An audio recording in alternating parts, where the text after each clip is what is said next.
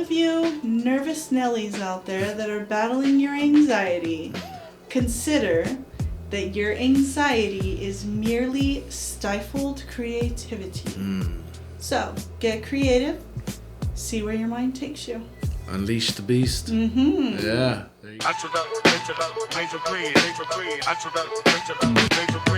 Out west where the sun always beams bright, Midland skies keep the hustle in sight. BAM Consultants got the blueprint intact. For dreamers on the grind, they got your back. Championing dreams from the ground to supreme, providing that spark, igniting the team. Marketing flow strategies that gleam. BAM in Midland, building your dream. They teach the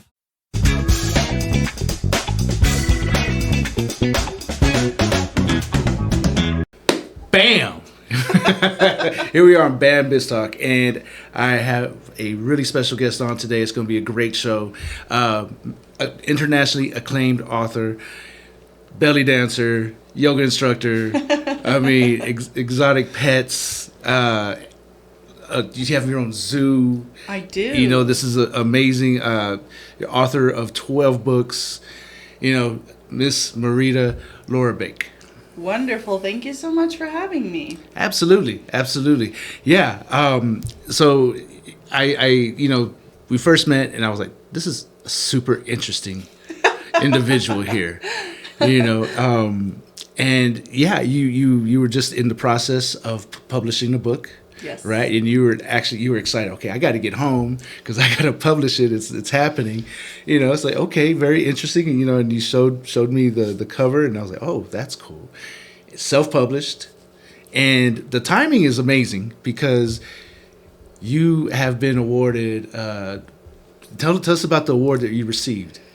Okay, so my debut novel, The Infinidon, it was granted the Literary Titan Award, which is, they gave it to me for having such a diverse cast of characters, wonderful prose, and for the environmental messages in the book. So the plot of the book is basically kind of Mother Nature taking revenge on mankind. So it's this team of scientists, and they have to kind of come together from all over the world to decide whether has mankind lived their course? Are we going to give up? Are we going to fight? And it's kind of this epic tale of scientific discovery and their ethics of whether or not they're going to let Mother Nature take over. And it's got a little bit of spice in there. Nice. And it's just like an epic saga. It's a lot of fun. Yeah, I feel that it's also a discovery of the human condition. Very much. Right, just because you say it's man versus nature type deal. And I mean, really, it's a biblical kind of storyline. Once you read it, there's a little plot twist in the end that'll kind of blow your mind, and you don't know how biblical it is till you get to the last chapter. Yeah, there you go. I mean, like the title, the God Slayer portion, right? Yes. Yeah. So this is book 1 of 3, and 2 and 3 are actually in progress right now, along with a few other projects. Yeah, so you have multiple projects going on. You have a lot of things going on. I do. Yeah, but that's what makes for a life well lived. I couldn't agree more. I believe, So that was your first book, and you've written 11 more since then in a very 3 short years. 3 years. Yes, ma'am. That's in itself is an accomplishment. Thank you. And they're all self-published. Yes, they are. I have a few friends who went through traditional publishing houses. Some of them were happy, some of them weren't. Ultimately, I didn't want to... I felt it was very important to write about strong female characters and to write about diverse characters and to write about important causes, which sounds really boring, but I do it very well. So it's interesting to read. For example, I have a friend who is an amazing author, but a publishing house picked her up and begged to publish her book. She signed the contract, but in the fine print they said, you can't publish under your legal name because you're black. And she had a name that didn't sound like a Caucasian name. And so, against her will, they published her book under a very white, Southern sounding name. Oh, wow. And they just told her, not very many people will purchase a book from a black author. So we want to make money, and so this is your pen name. Wow. I have another friend who basically she had no creative control. So she would write the complete manuscripts. They would completely change it, sometimes completely change the storyline. She had no control over the artwork, and she had one book where the characters, it was a romance, the characters on the cover didn't look at all like the characters she described. So she told them, if you have to use this artwork, I need to, change the writing. And they said, no, it's already. So she was very upset because, she felt like that was just poor quality. Yeah. Yeah, it's not matching. Right. And so I have hired, so in the Infinidon, I hired an award-winning cover artist. She did an amazing job, Taylor Dawn. She actually formatted that book for me because I was brand new to the publishing world, so big props to her. Yeah. She is an amazing artist. She actually did the artwork for the Infinidon as well as for Oris, which was my second book, which just sold in 4 countries last week. Oh, this is Infinidon. That's the Infinidon. Ah.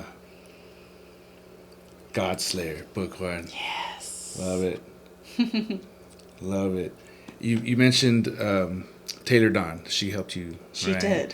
Format it and. She did the artwork, and she actually formatted, which that's the 3rd edition. I formatted that one, but she is she's a wonderful artist and a really cool friend. Yeah, I love that, and I think this is important for people to understand. Like, self-publishing, right, is the road less taken, right? But it is so worth it, right? I agree, and so worth it. My fears, if I went through a trad house, not to mention the challenges of querying and then accepting or rejecting, but I was afraid that there's a character with autism in the story. And he's a hacker, but he's the one that helps solve the big mystery. I thought they might say, oh, well, a neurodivergent character, no, that's too, whatever they might think. Or that they might have changed. I made the lead scientist a woman. And they might have said, well, let's switch it to where, the main lead is the man, and then the female scientist is his supporter. In my book, the female scientist is the lead, and the male scientist, who's actually her estranged husband, and of course they get back together. Ah, there's a spice. Yes. He's a supporting character. He's an important character, but she's the primary character. Right. And I wasn't willing to give any of that up because I felt like that and there's people of all colors. And, as a person from a diverse background, I felt like all of that was very important. It absolutely is. And it kind of doesn't amaze me anymore. It's become part of the system, right, basically. And if they were to only allow all the different flavors to come in, and especially when you're talking about something that's creative in nature, it's art. You can't throw art through, a corporate, a spectrum, because that's very narrow, because they're like, oh, our tests indicate, right, but along your way, you've had many mentors, right? So how important is a mentor, and who are your mentors? Well, my mother was important to me when I was very young, which I lost her at a young age, but she gave me a lot of my kind of foundational ideals. But I had a really good teacher in grade school that impacted me. One of my college professors, Jenny Bauer, she met me when I was a young college student. And it was funny because she knew someone who also knew me, who was someone in my life previously. And when she found out the connection between us, it was my father. She taught right next to him. She said, interestingly, he told me that you were dead. Because he had very much moved. I left home just as a young teen. I got emancipated. And yeah, so he just told people, oh, I had a daughter, but she passed away. And she's like, here you are. Wow. So that was a fun day. Yeah. But, wow. I had a lot of challenges in my youth, and it certainly made me more resilient. And I feel like, when I came into the classroom, definitely made me a more compassionate educator, because I taught school for 17 years. Yeah, because the ability to connect, with a large group, right? Right. Connecting one-on-one, right? That's hard in and of itself, right? But when you can connect to multiple people at the same time, because you're conveying your knowledge, your spirit, how you part of yourself, right? That's the calling of teaching. 17 years. What did you teach? Oh gosh. So I originally was studying education, ended up being discouraged away from that, got a medical certificate, and was substitute teaching during that time, and I thought, I have to teach. I just have to. Went back to school, got an associate's degree, got another associate's degree, got my bachelor's, got my master's. Through those years, I actually went the long way around to get my licensure to teach all the way from preschool up through high school, which is a really unique license. So through those years, I taught special ed, I taught general ed, I taught 4th, 5th, 6th, 7th, 8th, 9th, and 11th grade, English, science, primary grades. Some years I taught social studies and reading and writing, and some years I was self-contained where I taught like all subjects. Wow. Yeah, so working in special ed was, could be challenging some days, because I worked in actually that was a 3rd, 4th, and 5th grade program for like profoundly disabled kids that couldn't walk, couldn't talk. And then in the junior high setting, I worked in an autism program that had kids that were like nonverbal in a wheelchair, all the way up to kids that just needed a little bit of help. But many of them had emotional problems, and things would get very physical. So I actually got trained in the CPI restraints that prison guards are taught, because sometimes you'd have to put the students in a hold to protect them from the other students or for yourself. Yeah. Wow. So that was very physical. I would get attacked, get my hair pulled. Oh, wow. Had students that would run away because, they were nonverbal and would get upset. Yeah. So that was very physically demanding, very, very emotionally challenging. But it was also really rewarding in a lot of ways, because you made a bigger impact, I think, on those students in many ways. So I worked in that program for about 3 years, and that was a journey. I bet. Does that experience, because you put as one of your characters, an autistic, so going through that definitely built empathy. Absolutely. And so my youngest of my kids is autistic. And a lot of the media portrays autistic people kind of in a singular way. It's a little better now. So this book was published 3 years ago, and took 5 years to write it. So even 8 years ago, there was less representation in the media than there is now. And so I felt like, I have people of all races, nationalities, men, women, character with disabilities, all in that book, and not just as side characters, not just as the friend of someone, but as a primary character that had a significant role to play. Yeah. It's almost like the dream of what America is supposed to be, right? Supposed to be, yes. Yeah. Hopefully will be, maybe someday. Yeah, working towards it, hopefully, Yes. one way or another, right? Get out and vote, everyone. yes, because it's a pendulum, It is.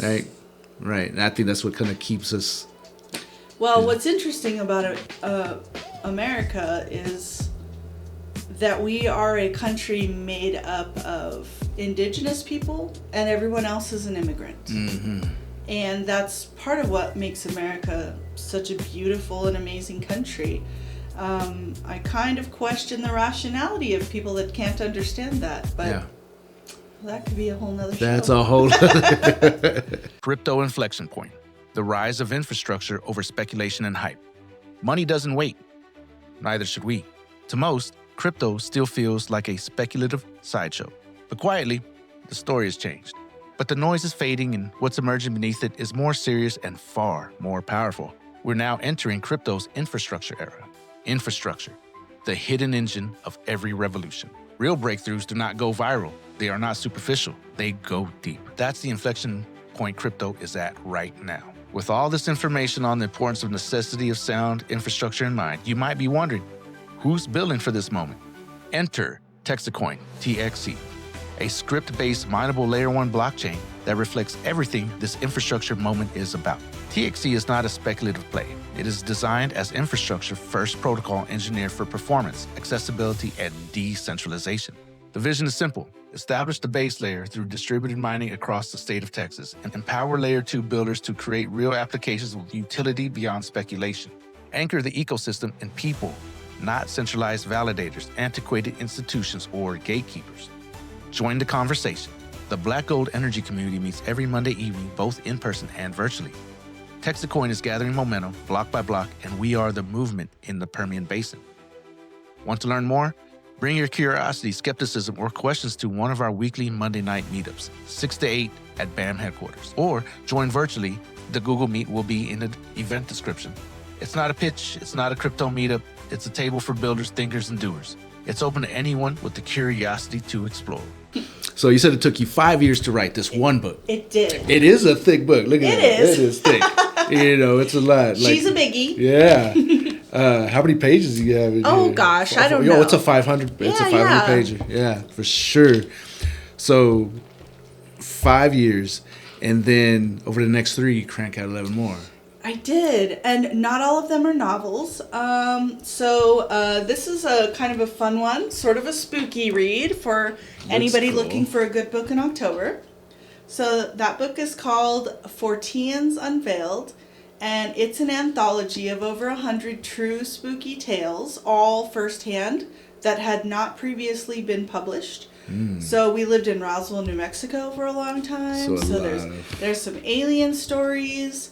There are a lot of stories about like family from Mexico, like witch doctors, curanderas, like stuff about Mexican folklore and really interesting things about the indigenous people of the area.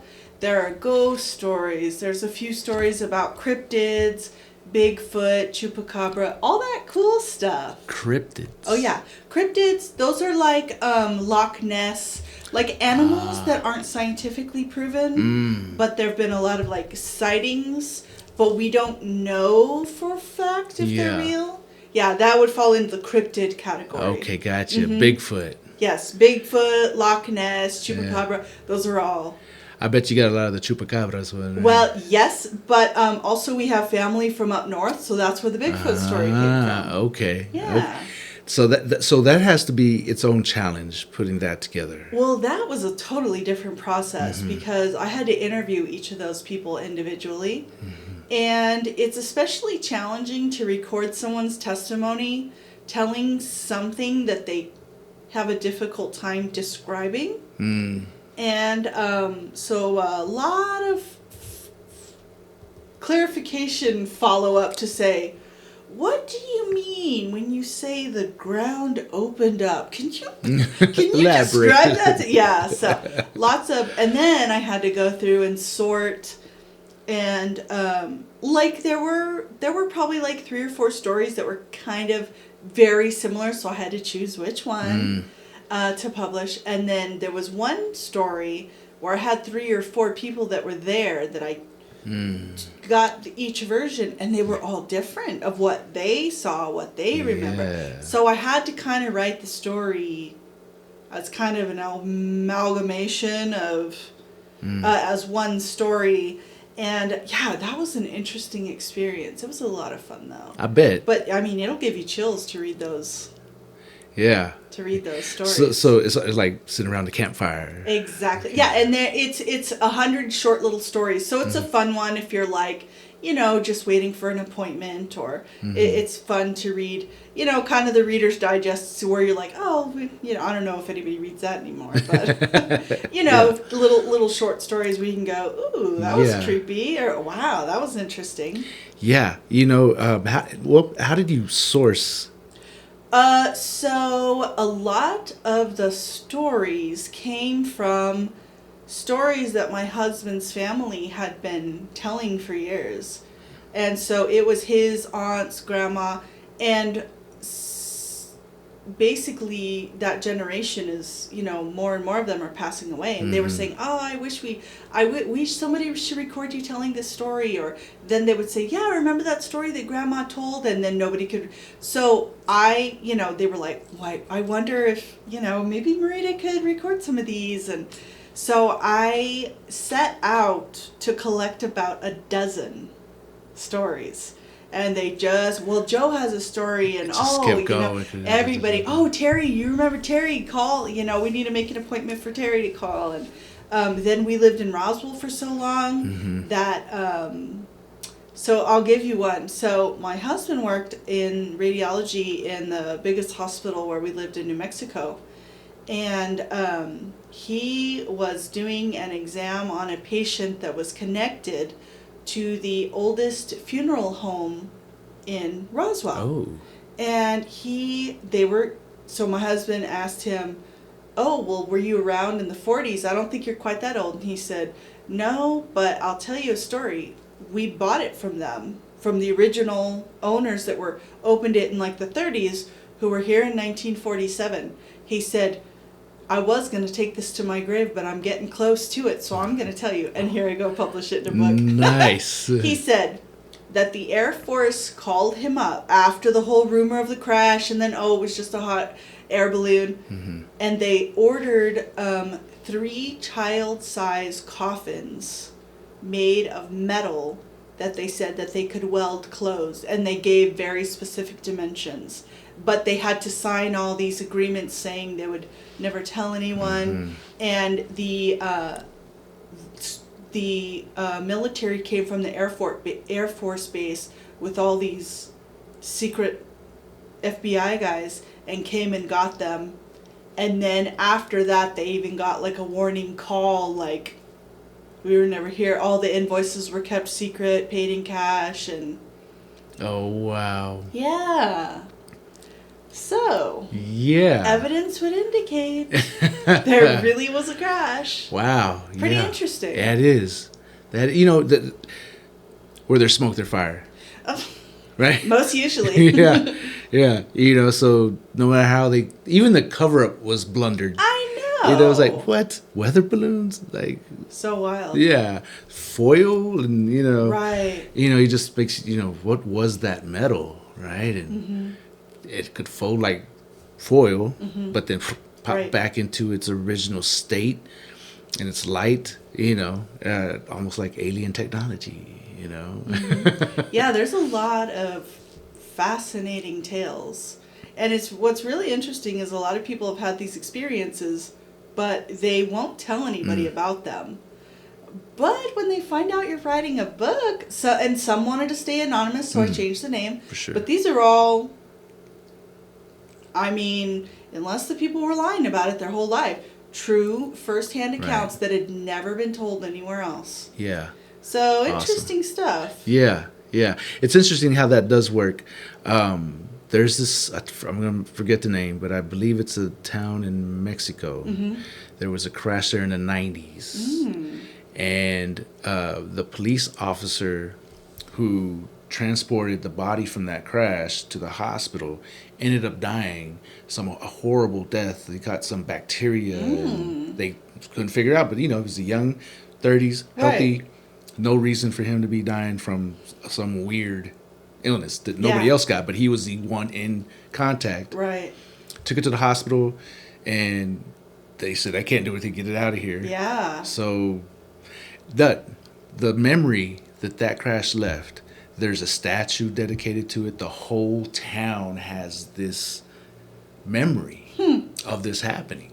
Wow. You know, so fast forward, you know, that was in the 90s, relatively Right. recent. Uh-huh. Fast forward that 50 years, right? What are Exactly. the stories that will be taught or told from that?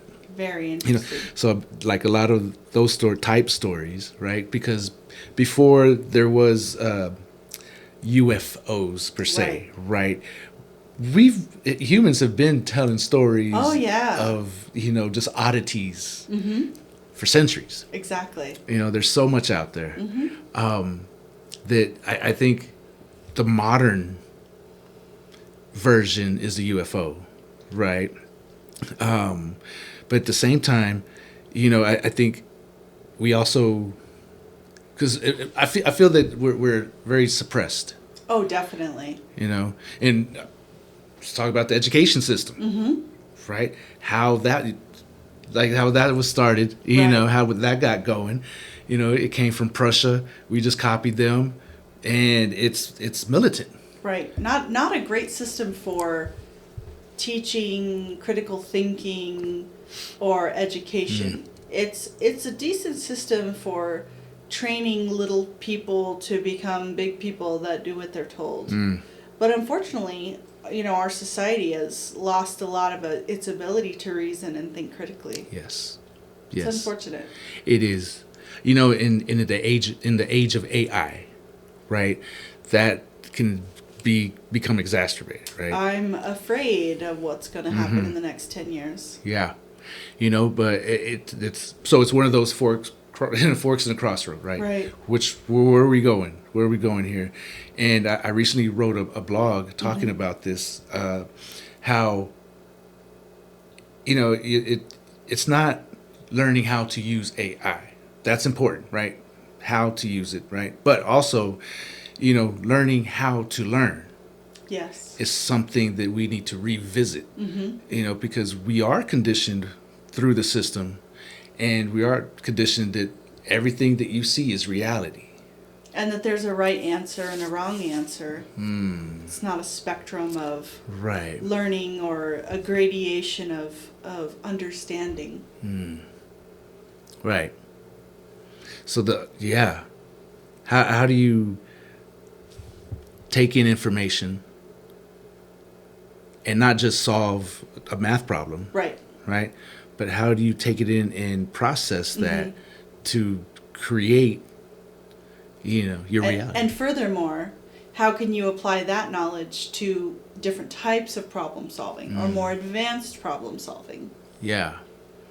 Yeah. Because you can't stay stuck in a little, I mean, that's what the Well, system does. I was going right? to say, Yeah, you can. people do get stuck in Yeah. a loop, but that's a very, it's a dangerous system where people get disconnected, their mind from their body, and it really limits your potential to grow and develop. Absolutely. Absolutely. It's almost like it's by design, you know, because, you know, we're going to step into some dicey territory here, you know, but you couple the school system where basically parents nowadays, their kid doesn't go to school, truancy, they can get in trouble. It's Right. the whole legal thing, right, for one. And then two, the religious structures that we have, you know, very, very limiting, you know, in your belief in who you are to be. Like, okay, how do you find your authentic self? Right. You know, is that, I think we're taught that it's an external thing that we have to go, whereas really your spirituality is yours and yours alone. It's internal. And especially in our society where we're so visible online, everybody has a phone. I feel like life and people's existence has become highly performative. So people are often, people worry far more, not only about their external appearance, but about how they are perceived rather than what they actually are. And it's kind of damning. I feel like it's not good for people's psyche. You know, as an animal, we weren't necessarily meant to look at ourselves the way we do in a mirror or see ourselves in HD.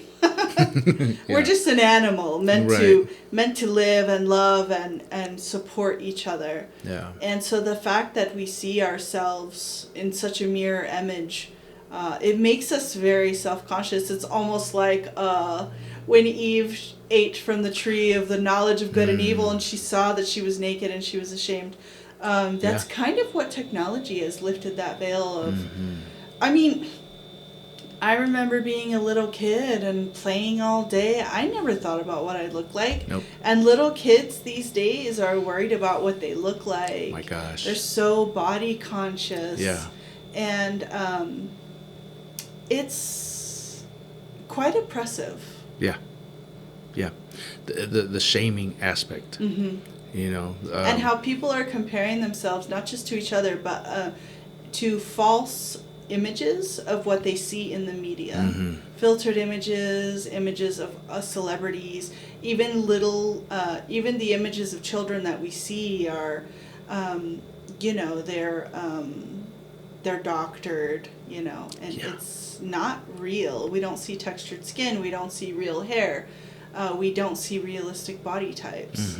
And so then when you have a person that looks like an actual person, it feels less than.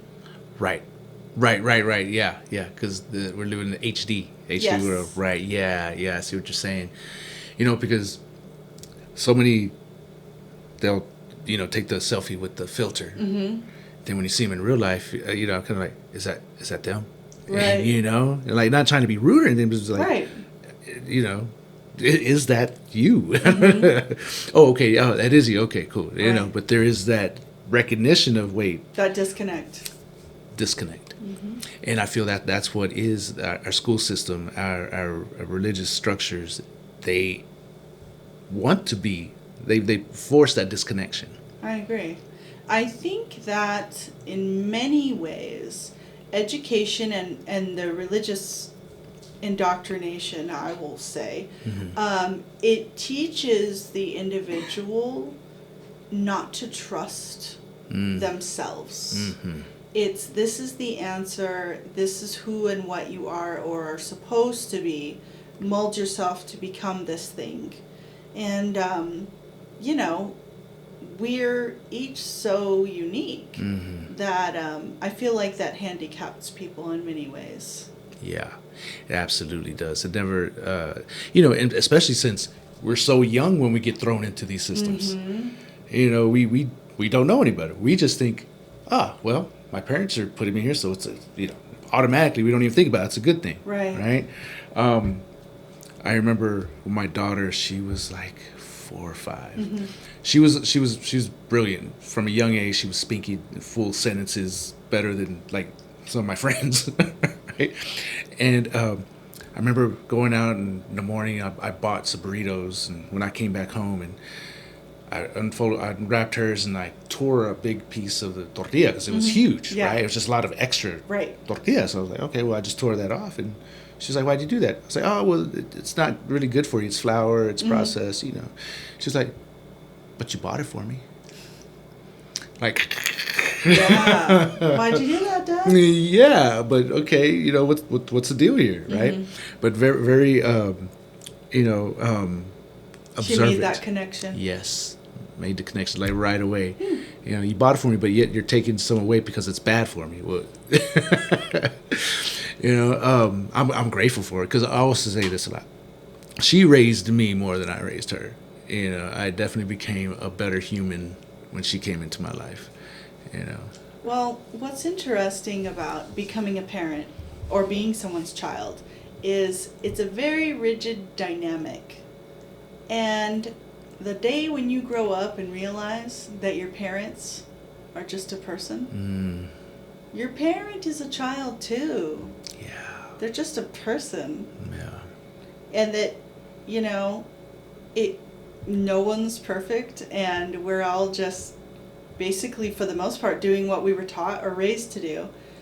So I feel like people can really break out and be ultimately successful when they start exploring those boundaries and maybe pushing beyond that. Always, right? Yeah, explore the boundaries, like, because you're boxed in. You're taught to box yourself in. I think that's probably where they're saying think outside the box, right? Right. You know, because People say that so much they don't know what it means. right. Yeah, it just means they don't know what it means. I mean, think harder. Right. Think harder within the box. Yeah, think harder, get out. Yeah. So really, it is thinking outside the box. Really is a way to say think, but not even think, but is who are you, right? And in answering that, who are you, that will take you outside the box. That's a process for most people that they never fully achieve. Yeah, I mean, it's a long, difficult. It takes Sure. a level of self-awareness that I don't think is often permitted in our society. Right. Thus the structures that have been set up, right? That we're thrown into and you know, made to kind of conform to. You know, but like yourself as an example, you know, your childhood and you were emancipated. 15. Right? At 15. Wow. Right. So I lost my primary giver at 12, my primary caregiver at 12. My living parent moved in as mistress. They married weeks later, and I was kind of discarded. So I left home 2.5 years later at 15, got emancipated with their encouragement. They were like, yeah, go ahead and move on. Yeah. And so I went back to my sophomore year of high school by myself and graduated the next school year. Graduated. As a junior, and started college. And there were a lot of challenges ahead of me that I wasn't ready to face. But what was interesting is I learned that if you just dive in and get started, that you can sort it out along the way. Not to wait until you're fully prepared to move forward, because you learn what to do as you go. This episode of BAM BizTalk is brought to you by Flash Mobile. Whether you're managing your business, chasing your dreams, or just handling life on the go, Flash Mobile gives you nationwide for GLTE coverage. No contracts and total freedom, all at a price that makes sense. Activate your plan in minutes. Bring your own device. Stay in control wherever life takes you. Contact us and make the switch today. And now let's get back to today's show. So there's the reading how, you know, this is how I need to learn about it, right? And then there's the actual hands-on application. Yes, theory and reality. Theory and reality, right. Two totally different worlds. Very different. You know, but I love what you said, you know, just get in and start going. Yeah, don't wait until you're ready. Just begin. Yeah, figure it out along the way. And that's a big part of the learning process and the journey. And what makes me laugh is when people meet me and they say, "Oh, you're so lucky. Oh, you're so lucky." And sometimes I smile and agree, and sometimes I tell them, luck had nothing to do with my success. Yeah. You know, it was digesting my reality and learning and overcoming and putting that building block, standing on that block, adding different tools to my toolbox, and just until I'm standing at the top of my little empire. And now I am the queen. There you go. But it took a long journey Yeah. to get to where I think I have an idea, and 2 months later it's a published book. So you've cranked one out in 2 months? So I've actually published this summer I decided to start publishing children's lit. I published a book in August, September, and October. Oh. Now, granted, some of these were projects that had already begun, but I wrote, illustrated, and completed the entire book down to the marketing. Wow. And so I don't wait for permission. I do what needs to be done. There you go. Yeah. Yeah. Because who else is going to do it for you, right? Yeah. Yeah. People will say, "Oh, I wish I could," but, and I say, "Stop right there, because if you wanted to, you would. You would. Don't say that you wish, because it's interesting, because a lot of times the work that you're avoiding is on the other side of what you're willing to do. Yes. If you're willing to go through that, Yeah. you will get that wish. So you don't wish. You don't wish. No. Yeah. Because it's almost like your vocabulary, well, it is, very much so. Like your vocabulary is that frequency that you're either pushing or attracting. You know, what are you accomplishing through not just your because the spoken word is so powerful. And then when it's reinforced through action, that now we're talking. And most people, everybody has that power, but are you aware and intentional about that power? Right. You know, so when someone says, "I wish," you know, that's a contradiction. You know, because they're wanting it, and that frequency is, "Oh, I want." So they're in a state of wanting. I want, and also couple that they're not taking action towards accomplishing that.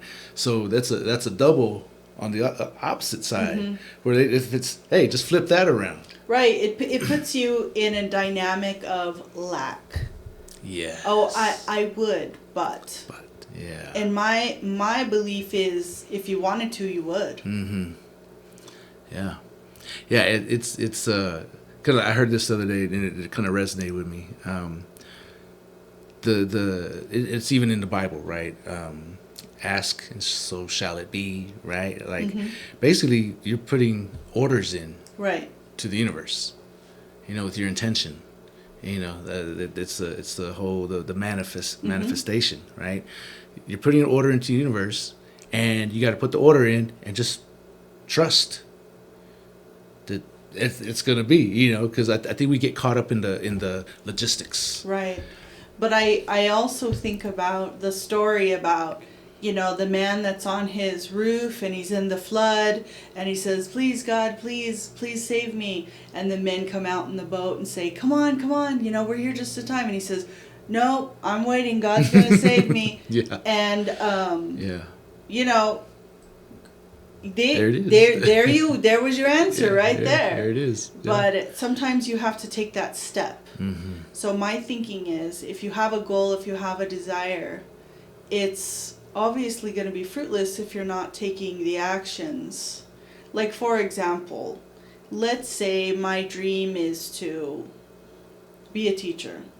Okay, so begin living as if you are a teacher. Oh, well, I'm not a morning person. Or, oh, well, I'd have to, you know, study. Or, oh, I'd have to begin doing all those little things. And at the end of the road, you can get there. Yeah. Yeah. It just takes decisions every day to start working toward that goal. It's a daily thing, day in, day out.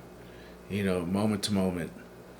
That's what it's put in the reps, right? It's not just random reps, but what are your goals? Right. You know, who are you, right? I think so. I have a mentor, Mr. Dan Nicholas, and he's big on that, right? Like, who are you? Right. Right? Like, only 2% of people can answer that. And then he says 3% of people think that they think that they can answer that. And the rest of them have no idea. 95% of people have no idea who they are. It's true.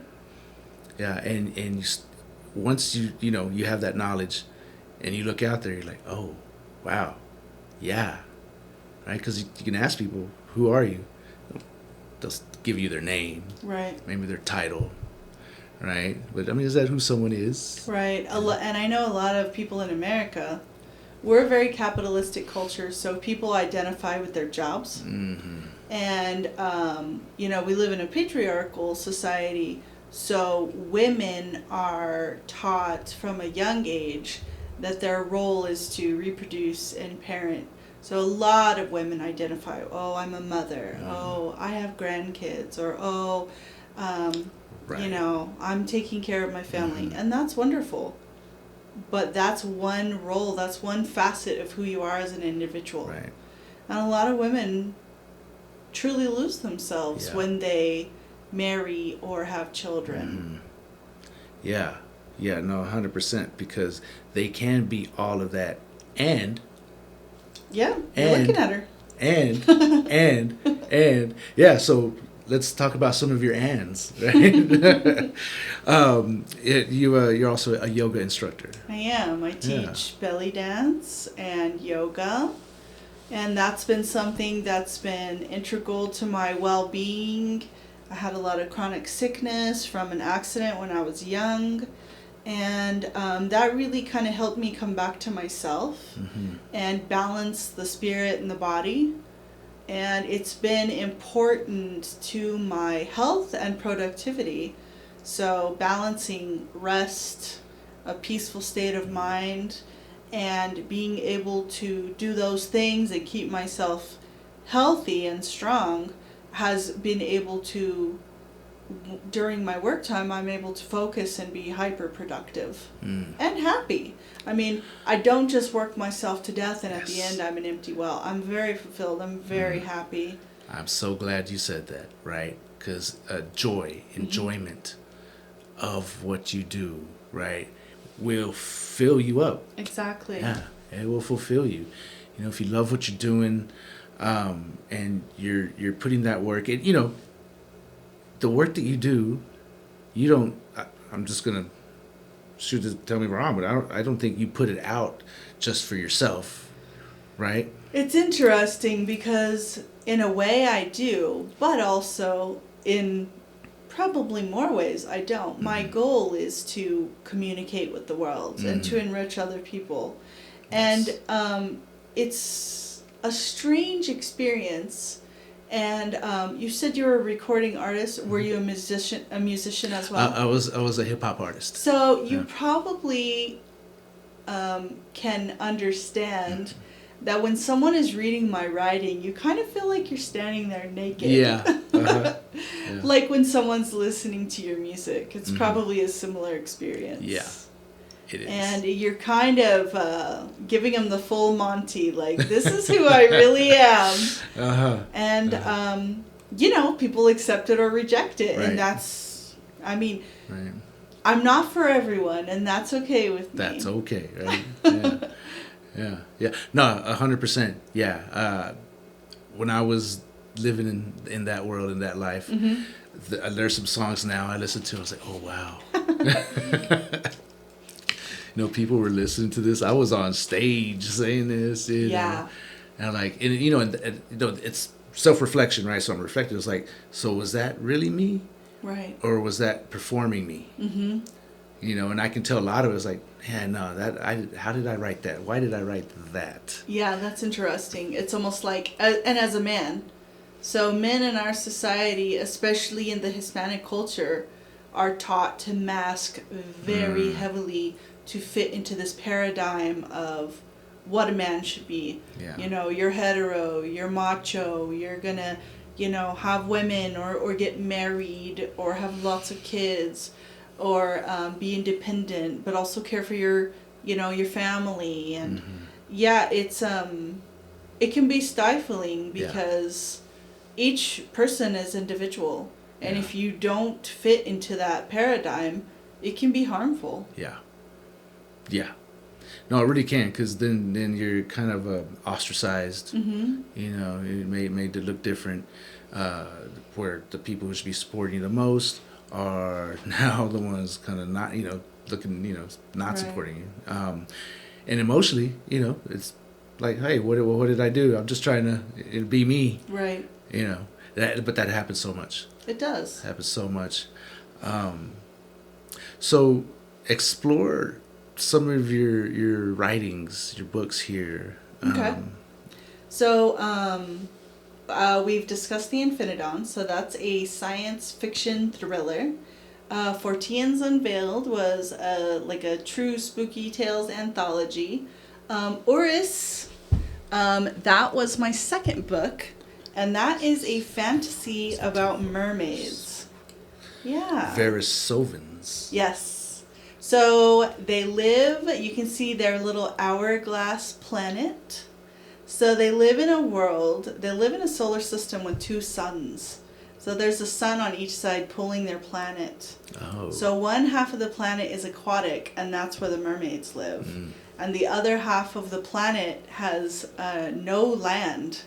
So that's where, like, aerial creatures live that, like, fly. There are land masses, but they're sort of floating around.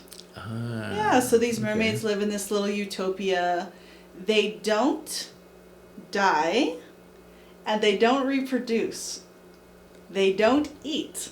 So there's no, there's no fighting for resources. There's no hierarchy. There's no marriage. Everybody just lives in this happy little world. So you find out that they actually eat through osmosis. So they're like absorbing nutrients through the water and through the sun. And one of them dies. There's an incident that occurs that kills one of them. Their whole society begins to crumble. They have to go on this epic journey and ultimately metamorphosize to escape and go to the other side of the world, to the aerial side. It's interesting. It's very interesting. Okay. And Horus, is that from the Egyptian god? No, Horus? so actually it's Urus, as like an hourglass. Yes, okay. yes. Okay, I thought it was a play, but yeah, I got you. Yeah. I got you. Nice. I like the concept. It's very it's absolutely unique, right? Yes. So let's talk about that. Your process on deciding the topic, the overall structure for a book you're gonna write. So I've published in about half a dozen genres, and so if I have an idea or a concept, I write it down. There's a lot of ideas that haven't hardly been explored. If it starts to kind of develop and I get a strong plot line, sometimes I'll see if it can work out into a larger project. So, for example, I had this little story about my dog, and so ultimately I wrote a little manuscript telling his story, and finally this fall I decided to tackle illustrating, which obviously I did do, and so for me the format that would be appropriate for that is just a short little picture book, and people are loving it. And yeah, that's the real Cairo black wolf on one of our tortoises. And I had another idea for a little picture book, which I just donated that one to the library. But I had another idea for a children's story, but it was quite a bit more in depth. And so that book, I kept trying to figure out how to condense the story. And it wasn't compressing, it wasn't obeying me. And so for that one, I actually decided to do a chapter book. And so that one turned out to be a really in-depth, and that's my brand new publication. People are loving it so far. It is written in very heavy prose. So some people it's not your traditional children's book. It's much more lyrical and metaphorical. However, I supported the writing because it's a little more complex with a lot of illustrations. So in my mind, a young child could pick that book up and look at it over and over and just enjoy the illustrations. But also, too, somebody could, a college professor could read it while they were drinking a glass of wine and go, oh, that's a really deep metaphor. Yes. Yes, just scanning it. And even the text on the page, I kind of formatted and designed in an artistic way that would be very pleasing to the eye. Yeah, breaking it up. Mm-hmm. And with the borders, and sometimes when there's a bit of drama in the story, I stagger the text a little bit to show that emphasis. Yeah, no, I love it. Especially with, it reminds me of it's very old school. Yes, it's I was inspired by a lot of classical writers, probably the most recent one being more like Beatrix Potter. Beatrix Potter. Yes, so it's not a contemporary book. No, it's almost like it's in the world of Tolkien or something. Yes, it was Tolkien inspired. Okay. Which in my dedication I credit several authors. Which, I mean, those are part of my core memories. I was a big reader as a kid. Yeah. And so, yes, there's several, probably 8 different fantasy authors that I credit in the dedication that say, you inspired this and you inspired that. Yeah. And it's also, the story kind of follows the design of folklore. Mm-hmm. And, I've studied a lot of Irish and Russian folklore, and it's a very beautiful tale that I have several people reviewing it right now, and it's been impacting people pretty deeply, so I'm very pleased about that. Could I read a small package? Please. A passage that I just ran across Please. here. So, his ears stood straight up in attention. In all his memories, he'd never faced a test like this. Within him, he could feel the forest tempo unsteady. Rivers losing their flow, bees abandoning their hives. Even the sun seemed uncertain in his climb. He began, but words escaped him. The crows tilted their heads, iridescent wings flickering like fractured oil slick. Ashford understood. This was not a question that could be answered in words. It was a question for his inner self. He must summon the courage to step beyond what he knew. That's awesome. Yeah. Thank you.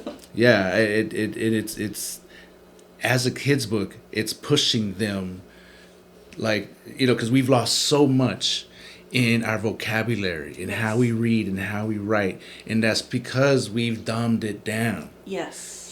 But this right here, I feel that a kid should be able to read this. Maybe not understand it completely. Exactly.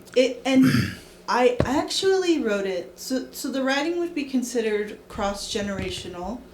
I use so many illustrations to help support the writing.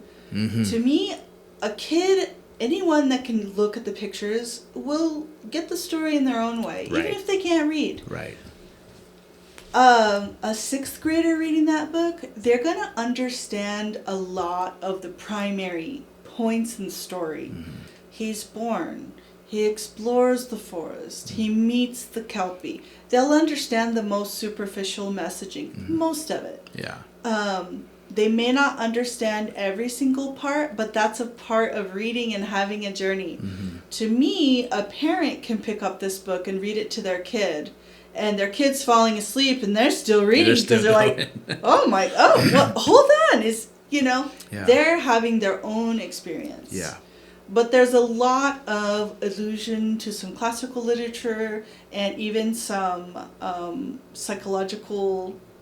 There's an event that occurs that one of the reviewers asked me, did this happen? Did you really write that, X happened.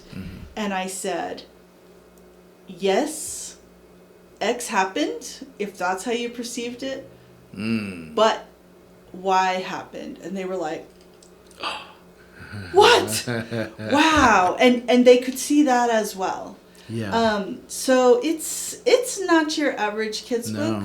This book to me is going to be, like I said, a book that anyone can enjoy. But it's going to be very open to very deep analysis for those who are that perceptive. And to those who aren't, it's just going to be a really beautiful story. Yeah.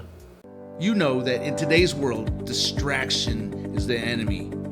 The Deep Flow formula fuses human performance mastery with AI integration, helping you cut through the chaos, sharpen focus, and get more done in less time. In just one workshop, you'll learn how to turn stress into a repeatable rhythm of high performance, boost your creativity, and achieve clarity on demand. This isn't theory, it's a framework you can apply immediately.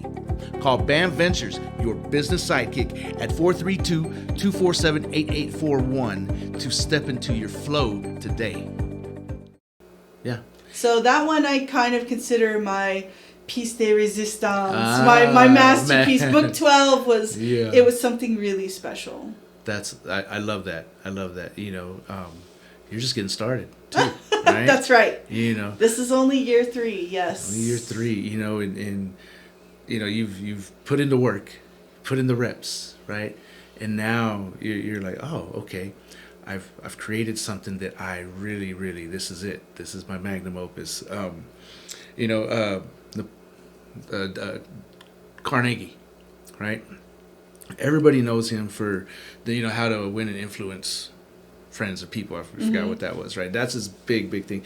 But he has this other book that not many people know about, and I think it's called How Not to Worry, right? It's a very bland title, right? But it is an amazing read, right? And he himself is recorded as saying, no, that is my magnum opus. That's the work. That's where the real work is, But everybody knows How to Win and Influence People, because that's a great title that, it's very dynamic. So one of my reviewers is one of my college professors, and she wrote back and said, Marie, she's dissecting every little part, and she's not very far into it yet. This book just came out October 1st. Yeah. And she said, she said, some of the words bulldoze, some of them nuzzle. She said, your prose are incredibly powerful, maybe too powerful. I don't know how to feel. And then in chapter 2, she says, this is so dramatic, and your metaphors are so layered. There's so much nuance. And the chapters are only a few pages, And then she says in chapter 3, she says, I feel like, she said, I don't know what age this is for. She said, but this feels very scholarly. Yeah. Scholarly. Yeah. She says, I don't know if I'm understanding all of it. Yeah. And, really and truly to me, the greatest literature, each reader will have a unique experience. Kind of like looking at an amazing piece of art. And I think it's a little funny when art is extremely subjective, like it's a paint splatter, and some people see birds, and some people, and I think, okay, but to me, this really gives people something to sink their teeth into. Yeah. And like I said, for the most primitive reader, the pictures. Yeah, but itself, and I would say that each person will have their unique perspective, right? I totally agree. But that same person will pick up something different if they reread it. Absolutely. All best works, all the great works are like that. And I personally, I have books that I've probably read 8 times. Or, some people will do that with a movie where they say, oh, I watched that and I never realized that, right. The character at the very beginning was actually that is the type of depth that I sewed into this tapestry. Yeah. So some people might think that's a little extra for a kid's book, but to me it really is. It's a book for anyone, and I think it's a special, it's a unique book. Unique book. And I believe that books like this do need to get into the hands of our younger people. I agree. And I believe that it's a book that anyone and everyone can get value out of. Mm-hmm. If nothing else for the artwork, because I feel like it's exceptional. Pretty nice. Yes. Yes, it is. It is. So congrats on that. So very well done. Thank you so much. Creative project. But yeah, that is something that is needed. Just because we've lost so much as a society, becoming modern, Right. Everything is sanitized for safety. Yes. Yeah. Yes. We went to Balmorhea State Park, the whole family. Oh, yeah. And I have nephews, twins, little tornadoes, right? And I was out there, and then they showed up late, but they're all, have all the Oh gosh, the floaties, the floaties and the everything. and the vest, and the sunscreen. I'm like, what am I supposed to do? Sunscreen's important. Like, what am I supposed to do with them? Like, because when I used to take my child and her cousin, we just went out there. You just raw, go for it. Throwing them, and everywhere, and in the deep end. Mm-hmm. And now all of a sudden we're in the kiddie side, and they have floaties in the kiddie side. I'm like, but yes, I was like, know. why are you nerfing them up, sis? Let's Come on. let them develop some muscle. Yeah. So I took them exploring. Mm-hmm. We went around the hole, took them swimming. Mm-hmm. They had, and I made them paddle. Good for you. They had their vests on, but Yeah. But baby sister was terrified. She was just watching like a hawk from the other side. It was good for you, sis. Yes, it is. It was there. There you go. Thank you. Good. But that is the norm. That is so the norm. I think now, granted, terrible things happened in my childhood my parents never even knew about. And that's because I wasn't properly supervised. So yes, supervise your children. Yes. But also too, kids, have allergies and they have poor immunity and all this stuff. And so here's one. Kids are going blind. They're becoming nearsighted because they don't look out on the horizon because they're not outside and they're not looking out around them. Right. And I found out that there's this somatic exercise where if you have a lot of anxiety, you're just supposed to go outdoors where there's, not a building next to you, but you can see a horizon, and just look left and right and like 5 or 10 times. And basically, your field of vision will see like, okay, there's no danger here, and it will automatically. So think about, we're an animal. Mm-hmm. As a species, we are taught, our bodies have these instincts. Are we safe? Are we in danger? Are we hungry? Are we tired? Do we have to pee? We're taught to begin ignoring those signals more and more and more. Yeah. To eat on a schedule, to, sleep at a certain time, or to fight to stay awake because you have to get up at a certain time.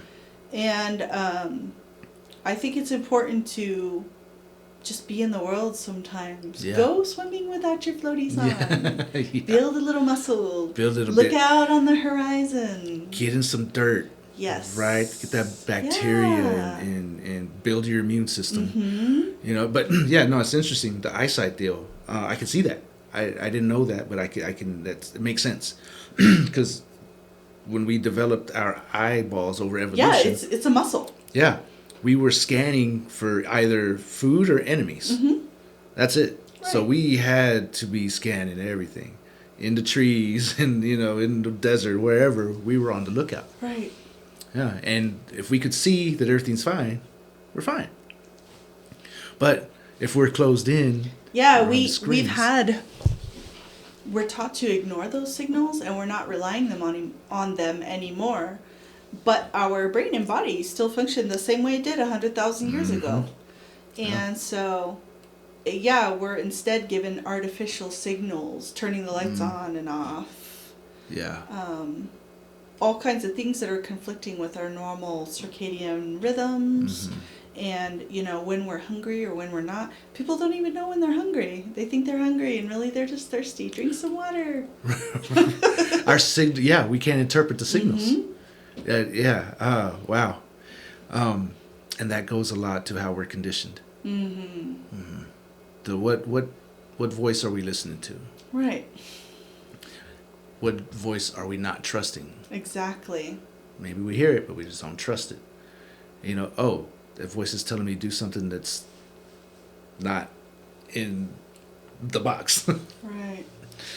And fear, you know, fear is something that takes over. And once you're living from fear, you know, you're in a state so I define fear. Fear is the state of confusion. You know, because you're anxious. Right. You know, all the nervousness, maybe you need to breathe. Yeah, and we're, as a species, we had to problem solve, and we had to create, and we had to move our bodies to live. We're not problem solving, and we're not creating, and we're not moving our bodies. So we're actually developing physical and mental illnesses because we're not doing those things. Yeah. It's like the rate of suicide is astronomical. You know, and you start to hear more and more of it. Yeah. I just heard a statistic that America is 5% of the world's population, and we take 90% of the world's prescription drugs. Painkillers only. 90% of the world's painkillers. Yeah. And there's a lot of things, you know, pressure points, exercise, taking a nap, taking a shower, stretching, you know, if you have a headache or your back hurts or, A lot of it can be solved. Most of it can be solved with a lot of those things. Weight loss, unfortunately. One that we all struggle with.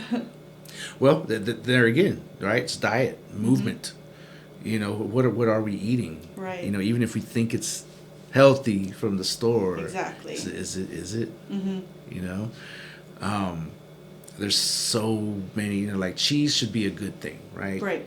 But to keep it on the shelf, what's in it that's extra besides cheese? Right. You know, everything that you know, say you're going to buy, you know, just fruits and vegetables. Well, you know, where's that coming from? They're GMO. They're covered in pesticides. They're, you know, covered in wax.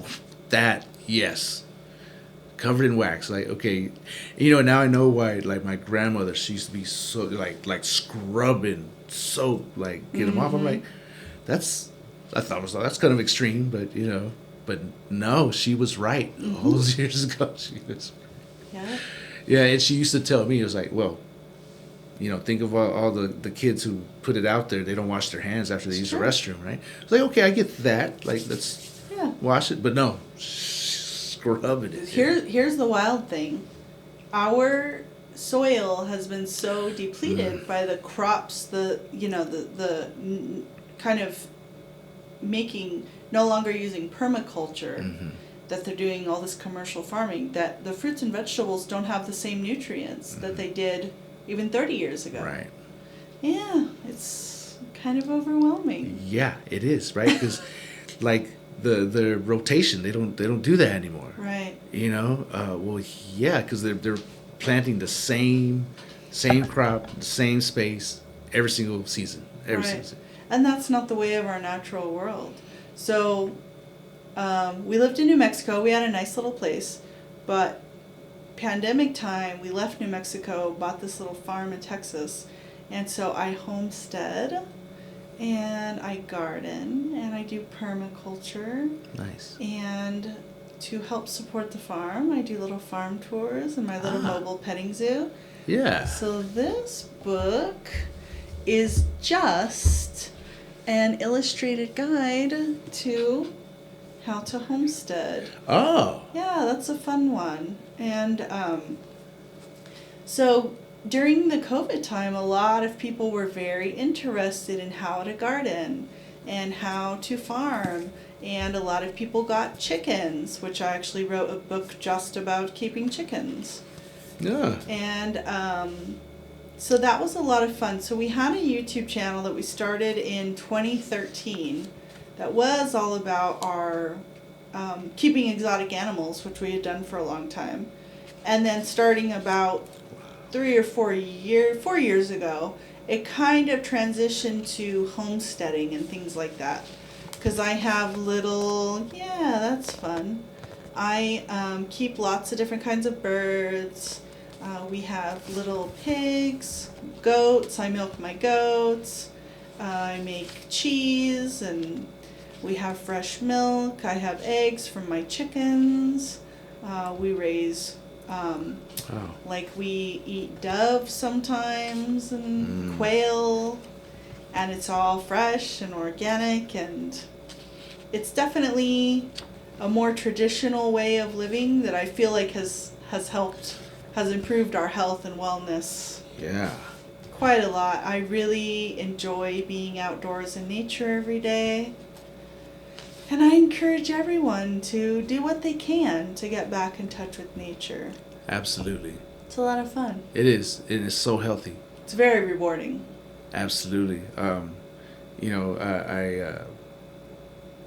teach flow, right? Mm-hmm. And in that, a huge aspect of that is the recovery, Mm-hmm. right? And in that recovery, I ask that don't go jumping on your phone. Don't worry about your emails. Don't consume, but just right back into the fray. Right. Like, go outside. Mm-hmm. If you have some grass, kick your shoes and socks off and go stand there. Yes. Just connect, right? Like, I think that should be like a daily practice for people. Oh, I absolutely think that. Ground it out, right? All the dissonance, it just builds and builds and builds and builds, and then you're anxious and you're asking why. So, discharge it, movement. Get out there, get some sun. Yes. Right? Eat good. Like, I call it moving the big rocks. Right? Let's move the big rocks.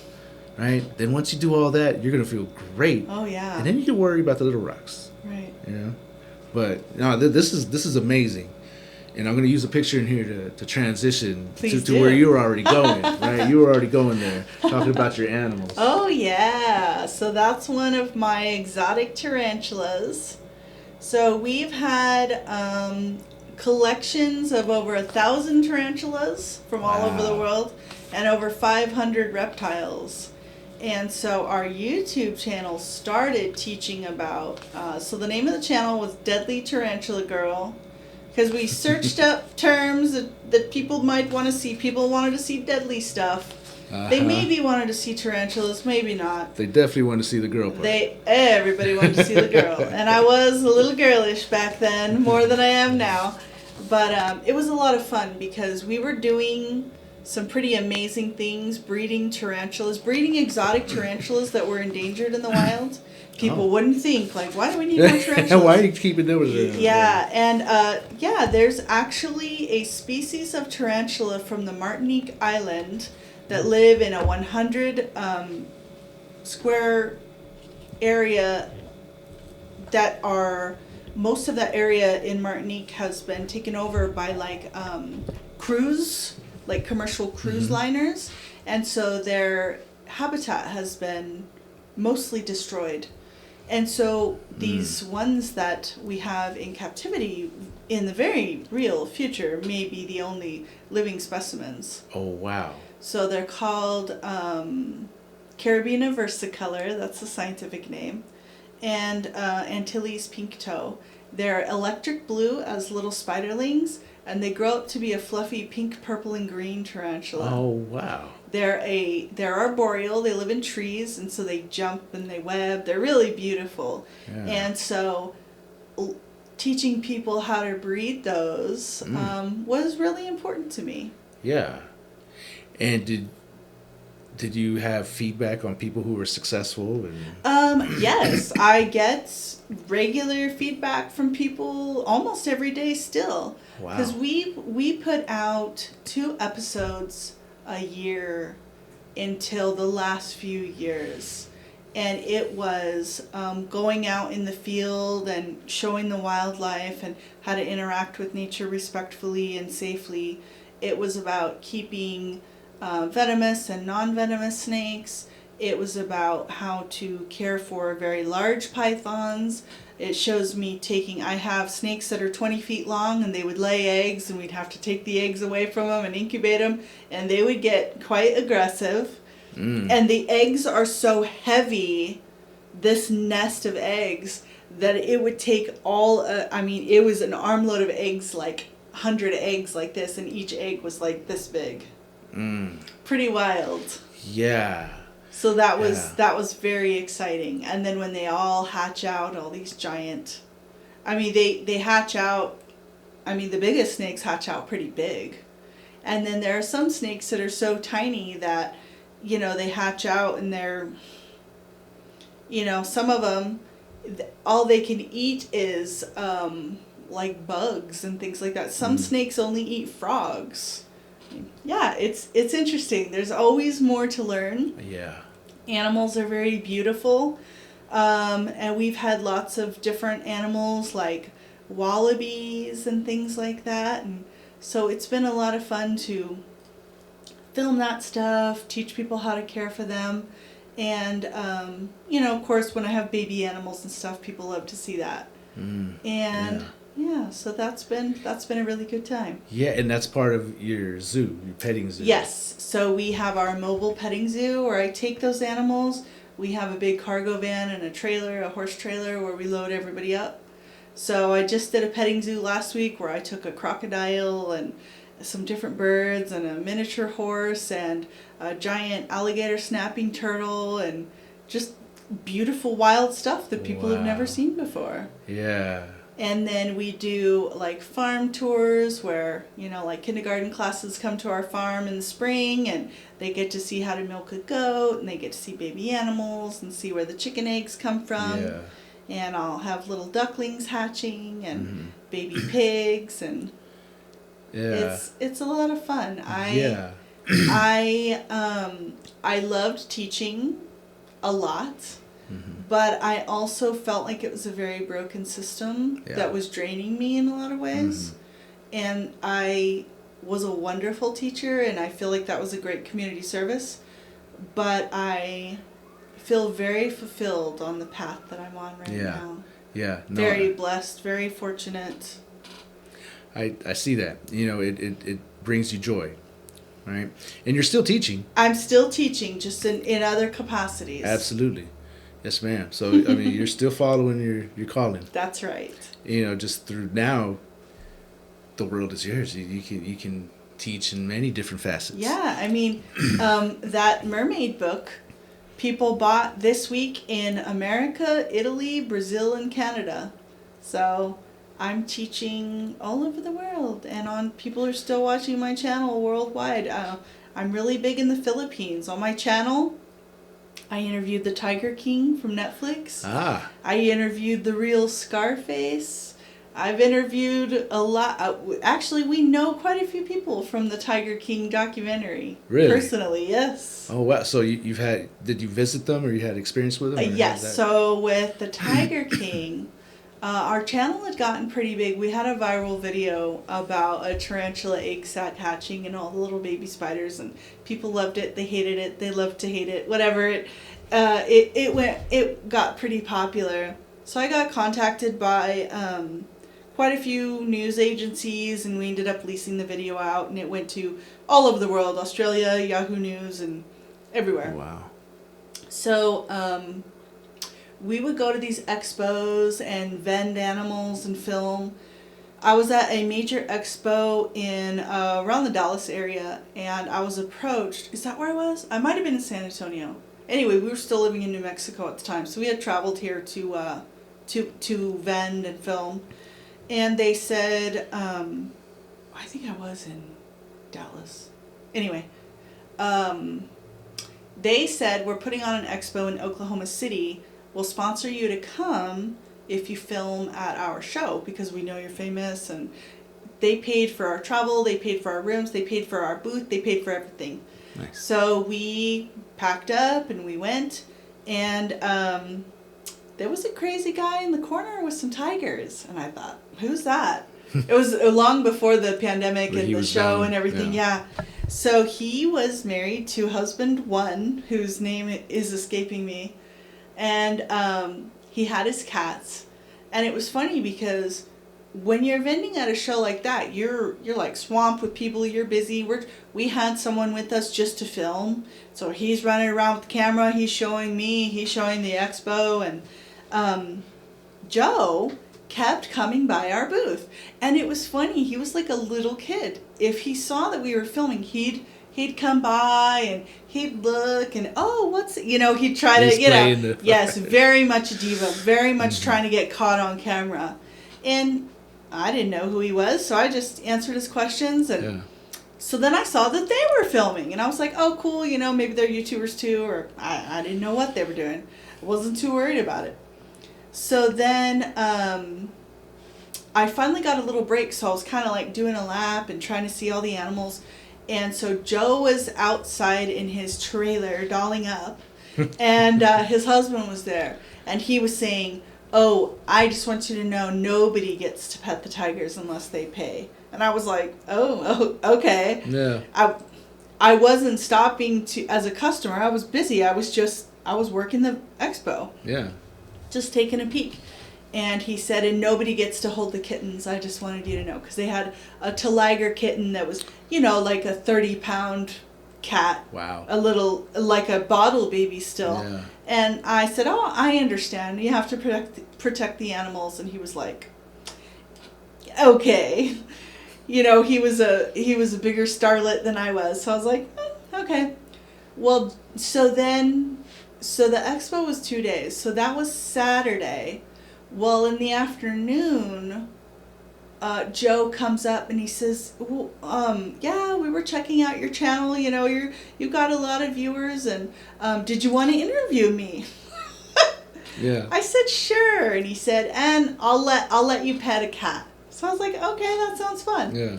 So I had actually gotten hurt at work. I was working in that autism program. I was in a big boot. So here I am in this big orthopedic boot. So I go tromping over there. And so I'm sitting on the ground. Because we had this kitten, this Tiger kitten, which is a tiger-lion hybrid. And so it was Joe and his husband and me. And I could tell the husband was very jealous. And I was not there to get any of that. Right. Not even a little bit. So anyway, the tiger kept trying to crawl over to me. So I was kind of keeping hands to self, because I've worked with exotic animals a lot. I would never touch an animal without the keeper's permission. I had a friend that was a vet, and she owned a wildlife sanctuary. We filmed with her bobcat kittens. Those kittens were not to be touched because they were being rehabbed for wildlife. So she said, you can film with the kittens, but do not touch them. So she was feeding them, and I had crouched down, and one of them crawled up me. I was wearing this little dress with leggings, and it got on my shoulder, and I was like, do not pet the bobcat kitten. But then when we turned off the camera, she was like, well, I guess you could touch it to put it back down. Anyway, I knew the rules. Right. With exotic cats, don't touch. So anyway, we closed the cameras off, and Joe was like, well, I mean, you can hold her, you can pet her. So I'm petting the kitten, and she scratched my chest just because it's a big cat. Yeah. And I actually had a scar there it's mostly healed now, but people were like, you should get that tattooed. And so that was my, so anyway, he wanted us to come back to his big farm and hang out. And he said, you guys can stay over. And they were pretty wacky, but I said, sorry, we're already filmed. We're already scheduled to film at Mondoggie tonight. And we're staying there, and somebody got us before you did. So he was all salty about it. And then Sunday he was like, oh, come tonight. And I said, I'm a school teacher. I have school Monday morning. We were in Oklahoma City. We had to drive 12 hours to get back to New Mexico. Yeah. So I could be in my classroom in the morning. So Joe really wanted us to, and he was like, well, we can film another episode. And I said, you've got the same animals here. Yeah. We already did a spot with you. And yeah, so that was my big weekend with the Tiger With the King. Tiger King, He was yeah. a full diva. And it was really funny. So yeah, then when this is wild. So then after the Netflix show came out, about 3 weeks later, we watched it because, it's a pandemic, everybody's home. Yeah.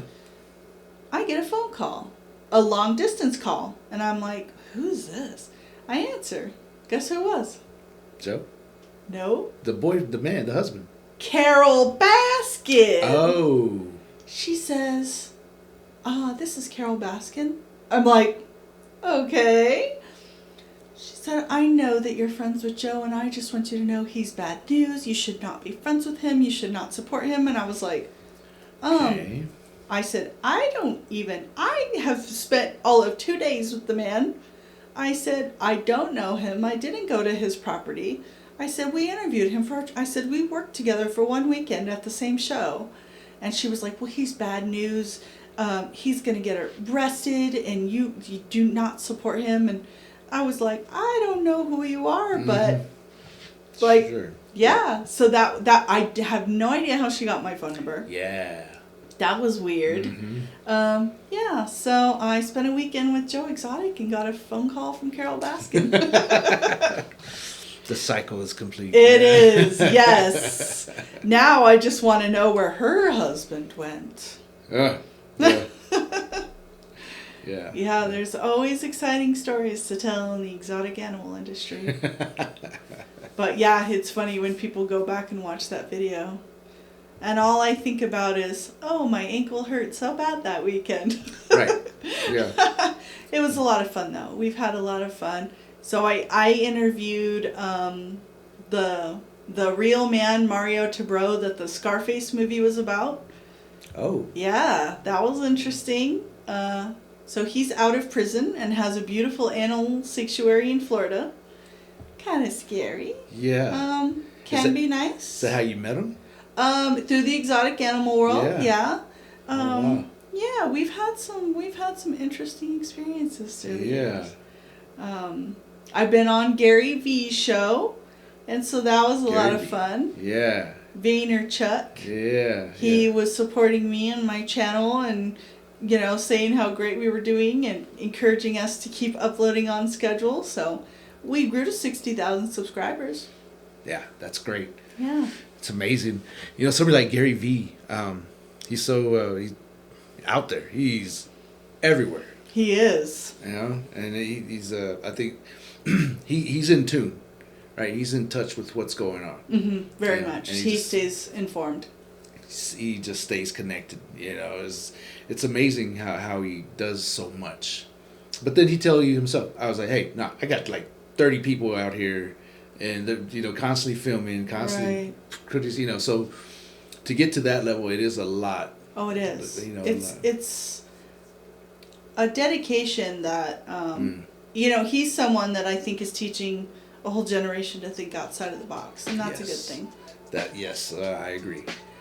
And to be like your authentic self. Mm-hmm. And that you can't get there without hard work. It may seem easy watching somebody standing at the top of the hill, but you don't see all the steps they took to get there. Right, all the sacrifice. Mm-hmm. Starting a business isn't about logos, especially luck. It's about building a foundation that lasts. The Business Accelerator Blueprint by BAM Ventures gives you a proven 5-step system to launch and scale in 90 days. From entity formation and branding to cash flow systems and growth, this blueprint takes you from scattered to streamlined. Don't guess your way through business. It's not the way to go. Build it in a smart way. Call BAM Ventures, your business sidekick, 432-247-8841. And let's lock in your blueprint on the pathway to success. Oh, yeah. Yeah. Yeah, I tell people that, I am lucky. I could have lost my life before now. Anything could have happened, but the blessings that I have, I've built this world that I live in, and I do love it, but I did work hard to get here, and I plan to do more, a lot more. Yeah. You're going for another, what'd you say, go hard till you're 100? Yeah. So yeah, my husband, I said, you're going to be fit, you're going to be strong, you're going to be sound of mind. We're going to keep building. We built, our horses needed a winter barn. We built them a big barn. We just figured it out. Nice. And yeah, we do stuff like that all the time. Yeah. Big projects, get them done, right? Yeah. Yeah. There is nothing of value without putting in the work. I agree. One board and nail at a time. Yeah. Yeah. Because if, when it's given, when it's there for you, it's not appreciated. Exactly. And then if you lose it, how do you build it back? Well, and I've had a lot taken away from me in my life, but one thing I've absolutely learned is if you educate yourself, whether that's formally through academia, or you can learn, the world is your oyster in this age of technology. Instead of consuming garbage all day, there are universities offering free classes. Yeah. There's YouTube, any skill. Look at all the musicians that are buying an instrument and learning how to play off YouTube, and they are these savants that are playing this amazing stuff. Basically, when you hone a skill or a talent or grow your education, no one can take that from you, and that is very valuable. Absolutely. We had an event here last night, and we had a live musical artist, Nice. duo. Sonia and Joel, right? And they've been here to perform before, and they were great then. But then they came last night, and she's playing keyboards that she didn't have last time. Oh. Right? And a whole bunch of new songs. Wow. And they just leveled up a whole cycle, because they were great. Wow. And she was good. And I told him that it's like, I'm very appreciative and impressed with you guys, because you were good last time, but this time he just came with a whole bunch of, and so that, right, they love what they do. Mm-hmm. Right? They're performers. Right. They love putting twists on old songs. They have some of their own originals. It's just a really well put together craft that they keep leveling up because they love what they're doing. And just what you're saying, when you're into something, when you love something, and that aligns with who you are, right? Then they're getting joy out of that. Oh yeah, and I think the more that you cultivate a passion, the more you can foster that growth, the more joy you'll gain from it, and also spreading the joy. Yes. Once, it's one thing to learn how to pluck a few strings on a guitar, and that's neat to listen to.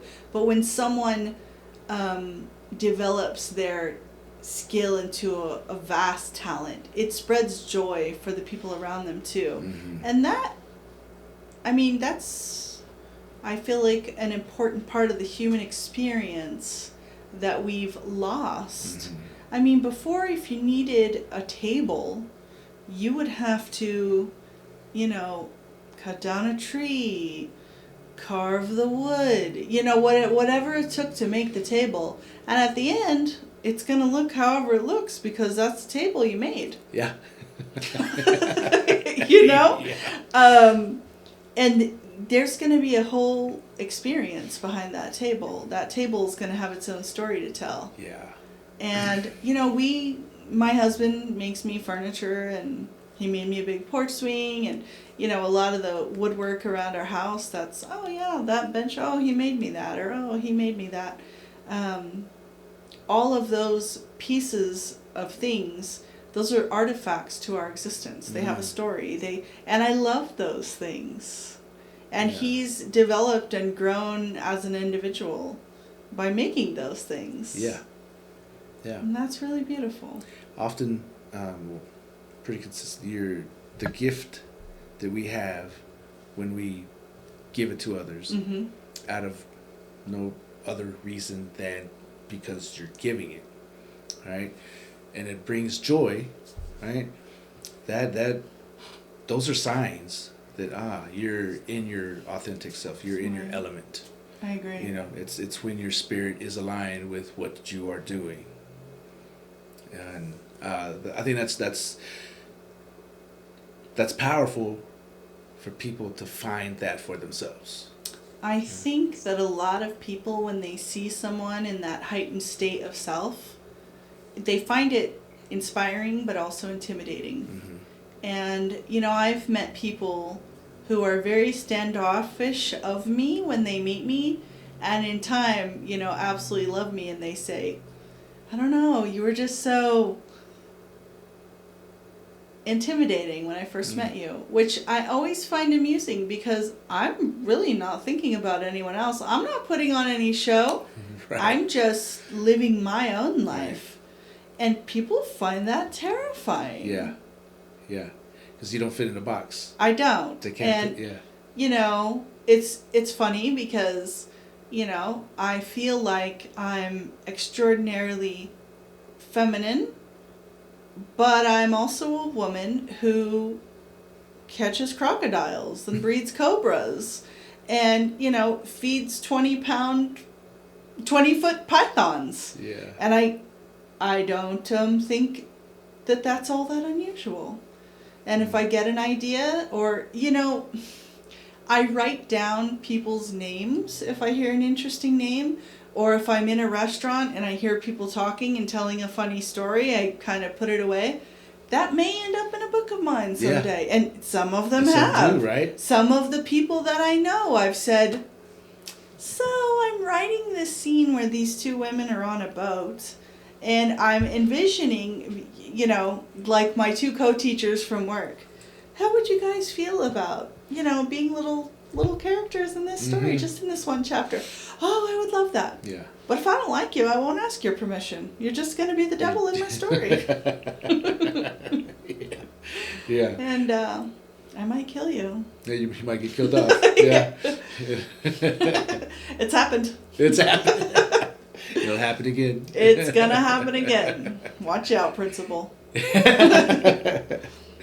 Yeah, so I mean, you take from your real life just short experiences here and there that you would normally just forget, but then pop it in there, and then you're writing the story, and you're trying to figure it out, right? Where's the story going, or I know where I'm going, but how do I get there, and what are the elements that it's going to take? And bringing authenticity and realism to each character to where your reader really believes in them. I definitely fashion my characters off of real life inspiration. Yeah, so watch out. Make it relatable. Yeah. And people love my characters and people hate my characters.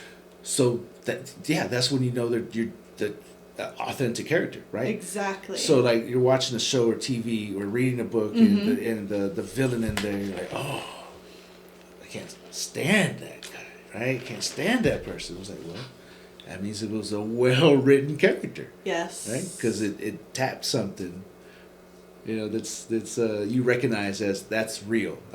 Yeah. Art is life personified. 100%. I love that. Absolutely. Yeah. Well, do you have any other books that you'd like to? Well, this is another fun, spooky read since it's October. The Blood Ring. So this is my YA fantasy about a ring that has captured souls. I don't know why I'm trying to look at it. I've seen it 100 times, 1,000 times. So I published Ashfern this October. I think last October I published The Blood Ring. And I think the October before that I had published Forteans. So those are... you know, some fun, kind of spooky. And if you're flipping through, you'll notice even in my novels and even in my YA books, I use a larger font and a little bit of spacing because as a teacher, I realized that a lot of kids loved reading books, and then once they got to about junior high age, a lot of kids quit reading because it was too overwhelming to read the tiny little font. And more people are suffering from visual impairment. And so a lot of adults don't read because they can't read Right. a little 10-point font anymore. Yeah. So I saw a man just Thursday that he said, I would love to read your books, I would, but he said, I just can't read novels anymore. I said, take a look. And he was like, wow. He said, this is so, I can see it perfectly. Yeah. And so, again, that would have been a decision that a traditional publishing house would have forced me Right. to print because it saves money. Yeah. It saves money to print in Yeah. a tiny font with no spacing. Less But paper. I want my books to be accessible to everyone. That's the beauty of the self-publishing. Yes. Yeah. A lot of people, feel like it's not as prestigious. But here's the reality. Personally, I have a master's degree in reading and writing, and I'm brilliant. So if there's something I need to figure out, I can do it. Love it. And so for me, now most writers, and especially most amateur writers, don't have the capability to professionally edit. But I am academically trained in technical writing. So for me, is it agonizing to edit my own work? Yes, it's difficult. But because I had the capability and I wanted to just do what I wanted to do, for Right. example, making my text more accessible to all readers, Yeah. I decided to stay indie because I wanted to keep control. Not just because of my ego, because I thought it was important to, Yeah. express diversity, to make it accessible. And I even wanted to choose my own price pointing because costs are going up and up. And I wanted to keep my books as affordable as possible. Yeah. That's a very interesting concept, right? So you write it and you edit, I do. So can you take me through the headspace, because you do have to detach yourself. 100%. Which that's like, my writing is, it's like death of the ego every time I write and then edit. Yeah. So I have to allow a period of time between writing and editing. Yes. Which that's tough because I'm one who wants to get things done. Right. And also by the time it's done, that's when I'm like, oh, now I'm excited about this. Like the Yeah. hard work is done. So I have to allow a period of time. And then this is the ugly part. I actually use a read aloud feature. So I'm not reading it. It's being read to me. Oh. Because then my brain will not compensate for mistakes. There you go. That's where I was going. And it's funny because not only will it make my mistakes obvious, but it will also point out things that are just not necessarily wrong, but just not preferred. So there's something called alliteration where it's used in poetry, where you might use in one sentence 3 words that start with the letter C or K, to emphasize that sound. But if you're not trying to do that, and then you do it, it's kind of like, where'd that come from? those words don't really, so you might need to change one of those words because those types of things are distracting. Or I'll love a character's name when it's in here, but when I hear the character's name read out loud, I think that sound doesn't represent that type of personality. So if you think about maybe the name Sheila, well, I kind of envision a certain kind of person. Or if it's it's funny because I've actually done research. I envision a certain, and especially a name like maybe the character had the name Karen, and then it starts trending, that a Karen is a, and I think, oh no, she can't be a Karen now. I need to, I change her name to something completely different. So using the read aloud feature, you'll notice things like a sentence being way too long, where you're just like, ugh. Right. So you'll just break that up into 2, or for me, 3 or 4 sentences, because I'm a wordy. Yeah. Or it'll be, you'll see that it sounds a little redundant. or you're saying he said, she said, he said, she said, or Michael, and then it's like, okay, stop. You need to.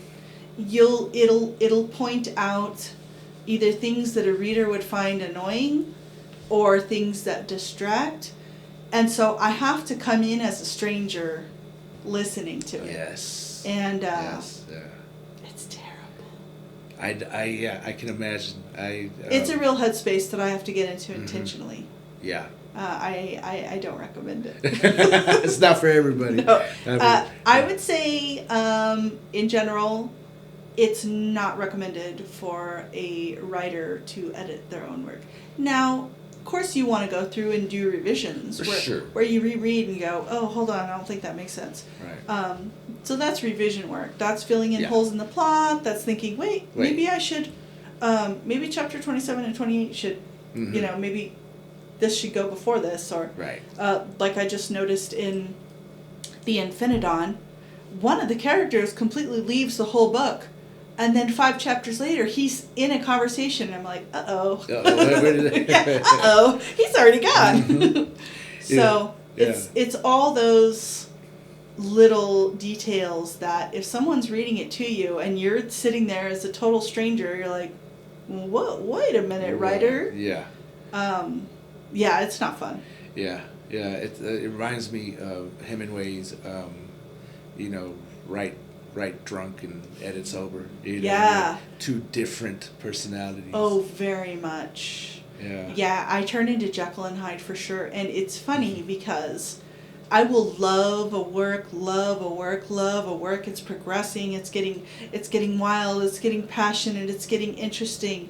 And toward the end, I start to really loathe it. And that's, of course, I'm telling my husband, oh, it's so, this. And I think I hate this.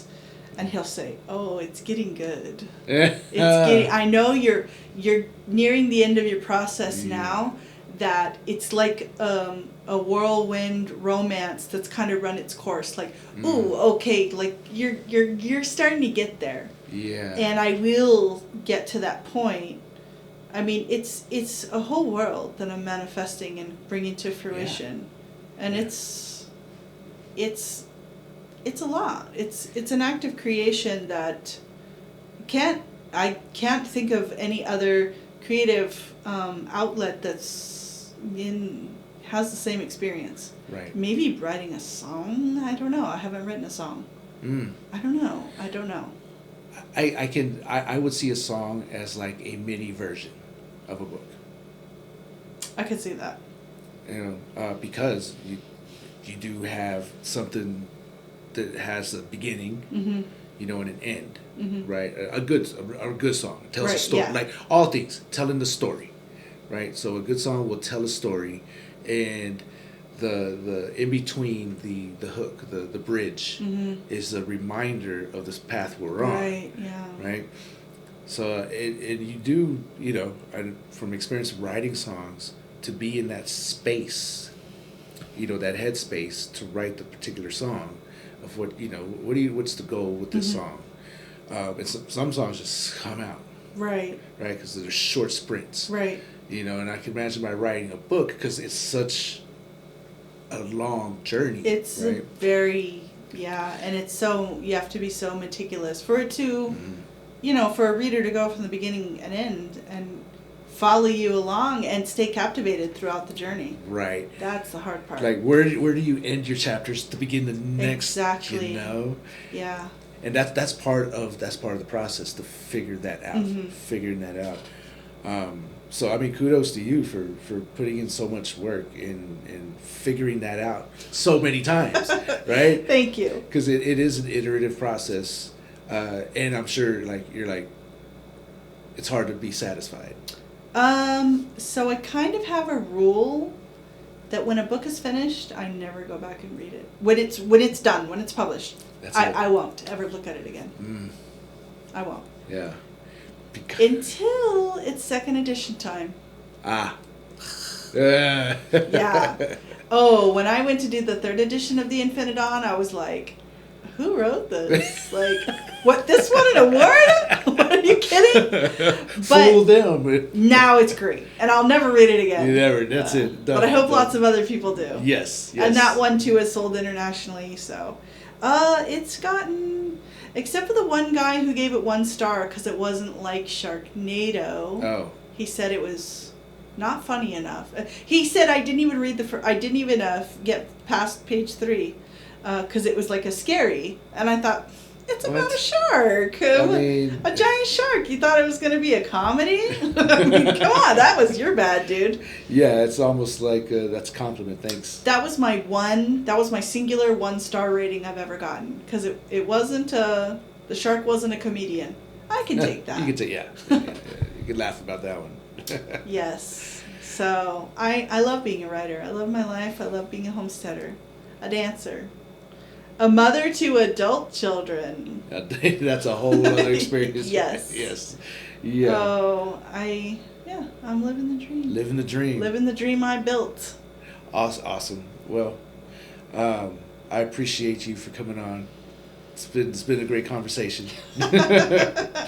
For sure. Well, thank you so much for having me. It's been a pleasure. We'll have to have you back sometime. I would love that. Awesome. Maybe after book 24. There we go. Set them goals. Let's go. I like to say, I have 3,000 more to go, podcast episodes. Yeah. Right. So very nice. Everyone I do is like, all right, 3,000 more to go. Excellent. Let's go. That's a great goal. Always on it, But where can people find your books? So all of my books are available on Amazon, and we can link that. For sure. Yes, and a little of my belly dance, but most of my animal keeping videos are on YouTube on our channel, and that's on Deadly Tarantula Girl. And I am pretty active on TikTok. Yes, just search MC Lorabeike on Amazon, and you'll find my Amazon Central where you can read about me, and you might find some news articles about me, and you'll be able to see all my books. I'm pretty active on Facebook, Instagram, and TikTok. And yeah, I on my TikTok I show a lot of what's going on around the farm, and just a lot of fun little tidbits of editing my books and just cool stuff. Absolutely. Living the cool life. Yeah. So do you have any parting words for our listeners? Let's see. For all of you nervous Nellies out there that are battling your anxiety, consider that your anxiety is merely stifled creativity. So, get creative, see where your mind takes you. Unleash the beast. Mm-hmm. Yeah, there you go. There we go. Well, thank you so much. Thank you for having me. Absolutely, it was a pleasure. All right, guys, we'll see you on the next one.